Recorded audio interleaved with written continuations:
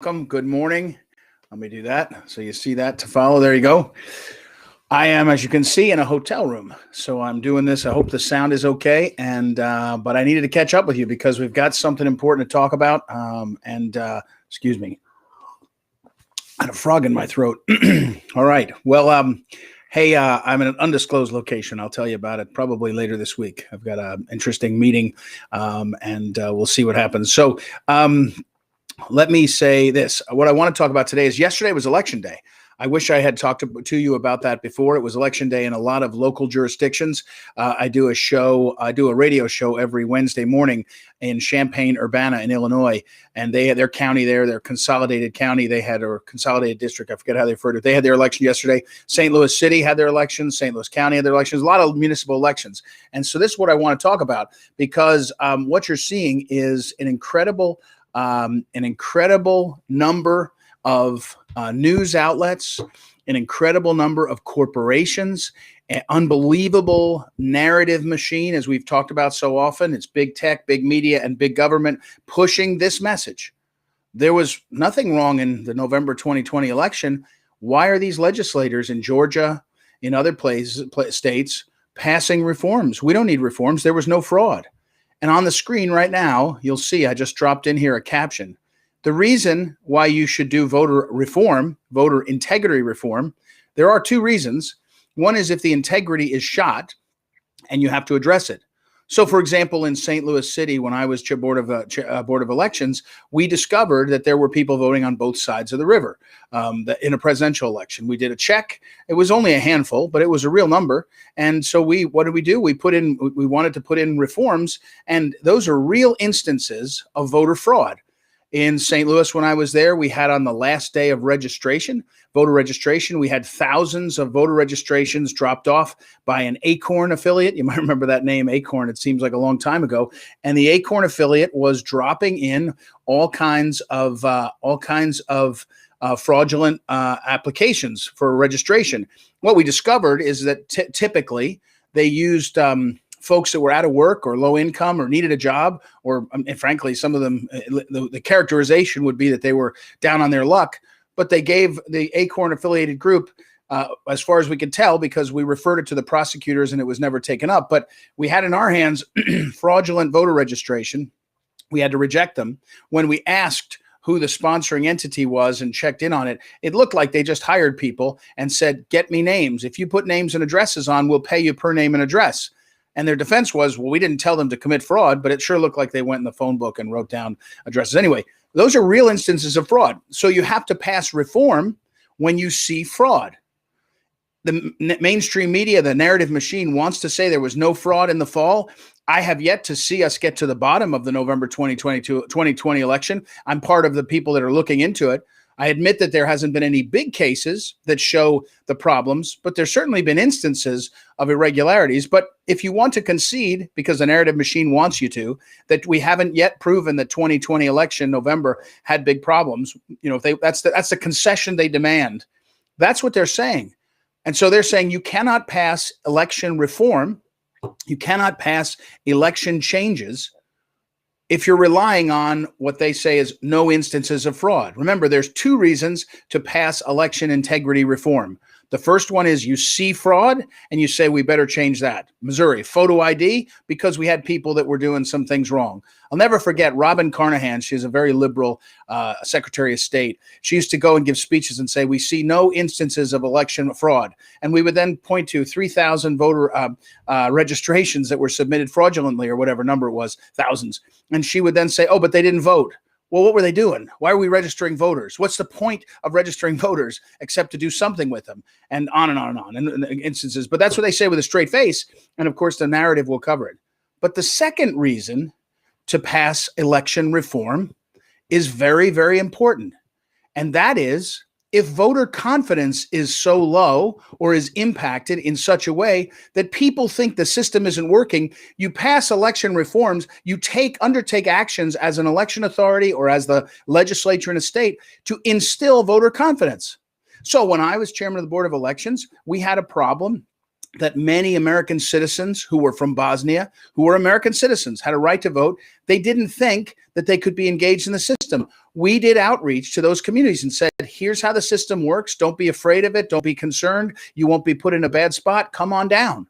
We did that with Vietnamese Americans. In fact, Vietnamese Americans, the second largest population outside of Vietnam, I'm told, for a period of time in the late 70s and 80s, was South St. Louis, because it was one of the refugee places after Vietnam where we brought people. So you do things for two reasons: changes to the system. You make the system better for two reasons. One, you see fraud and you address it. And the other, you see lack of voter confidence and you address it. So up on the screen right now, 14.3% of the people voted in St. Louis County yesterday. Elections that have massive impact on what's happening in our lives. And you say, well, people didn't know about it. People didn't care about it, whatever. But that's a problem, right? It's a problem when 14.3% of the people are voting, are eligible to vote. Excuse me, not eligible, registered voters vote. It's a disaster. Right now, I'm not arguing that we make it mandatory to vote like Australia does. I don't think that would be helpful. But I am arguing that you have to care about voter confidence. Where is it here? This way, that way. Sorry, I'm learning. Voter confidence matters, right? It matters a ton. 8.2, Jennifer Coulter over in Facebook Live just put up 8.2% in Jefferson County. This is an insanity. And one reason, not the only reason, one reason is people don't think it matters. They think that the system is rigged or broken or not working, and that's worthy of adjustment. Now, before you jump up and down, if you're watching this and you're a liberal, you say, oh, but it was Trump that caused the lack of voter confidence. That's nonsense. It's nonsense. It doesn't matter. And frankly, it doesn't matter. It doesn't matter who put people in a position where they don't participate. We should care about it. So when someone says, oh, Georgia passed election reform, but there was no fraud, say it doesn't matter only about fraud. It matters about voter confidence. By the way, we'll find fraud. I'm convinced over time we'll find fraud. And before the 2016 election, there was Wharton School at UPenn and Harvard for sure, two major institutions, did studies that cast doubt on the integrity of the election systems that were run electronically. They wrote extensive studies and said these systems don't seem to be, auditable. They don't seem to be good. They weren't definitive. They hadn't looked at the source code or anything. But two major institutions said that. And for example, the Wharton study is gone from their website. You have to go find it. My friend over at Open the Books, Adam Andrzejewski, is the one that found it and posted it from the Wayback Machine. And you can see it. It's extraordinary. He wrote a column about it in Forbes. But my point here is, you have to be disciplined to understand, we have to, why election reform is necessary, and that all the lies that are being told about it, here's the key reason to fight through it. We have to buck up our elected officials, because the guys and gals in Georgia, do you know what Stacey Abrams said? She's now embarrassed that the Democrats pulled the All-Star game and sent it to Colorado. She's embarrassed. She's ashamed because she lost all that business. The communities in Atlanta that were going to benefit are African-American almost entirely. I mean, largely, say majority. And she's embarrassed about that. So she's saying that shouldn't happen. But you know what she's saying mostly? She's saying we have to stop these laws that passed in Georgia from passing in other places. You know why? Because she's showing to the legislators in Missouri and Idaho and other places what will be done to you by your corporate sponsors. The people don't think that even the conservatives in office they don't care about raising money to run for their next job or reelection. That's a thing, right? That's an aspect of our system. So Stacey Abrams is trying to show us what they're going to do to people in other states, and our job is to demand. And there's a guy.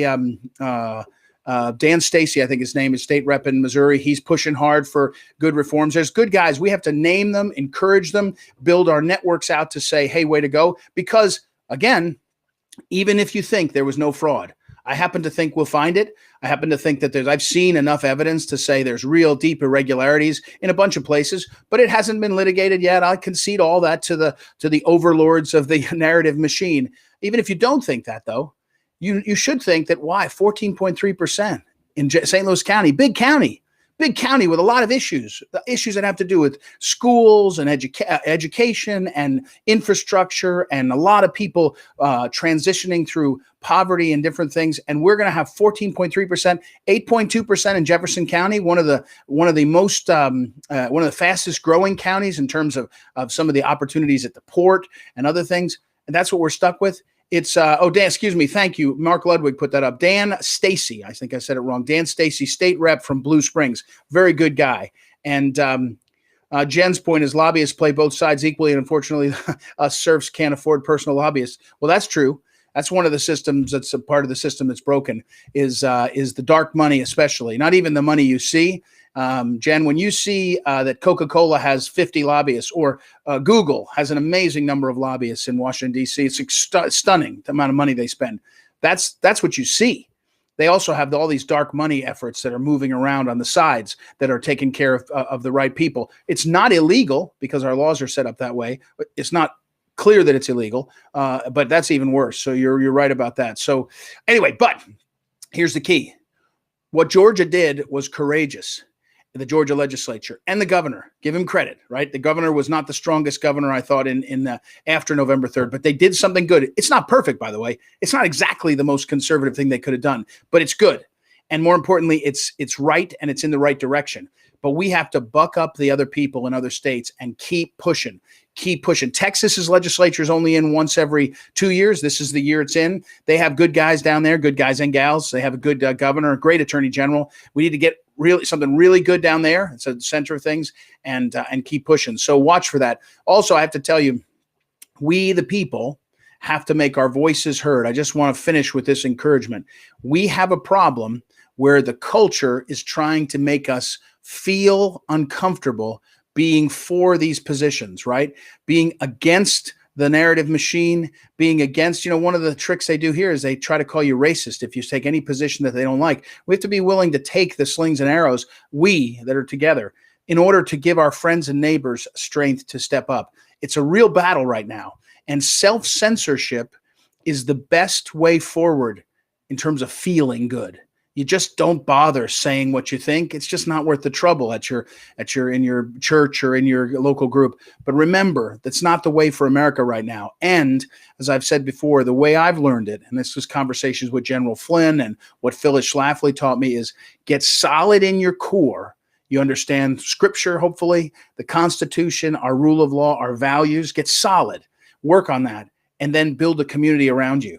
Whether it was Phyllis Schlafly with 100 women who went up to Illinois and basically shook the foundations of the ERA movement. It became more over time, but at the core of things, it could be 100 people, could be 10 people, could be 5. It could be you and 2 or 3 others. But your voice getting banded together for a band of brothers and sisters that can make this impact, it's a big deal. It's a big deal. And this is a great time for us. It's a great time for us to build this out. So thank you for tuning in. I'll be back tomorrow. Since I'm on the road, it's hard to do a second one in the afternoon. So I'll be back. Please visit phyllisschlafly.com. Also, we got a lot of things posted up there to read about. There's a bunch of stuff. And of course, proamerica.com for all the proamericareport.com for all the radio show segments and other stuff. There's some great interviews there. John Schlafly on yesterday's show was phenomenal. The Todd Bensman interview is great.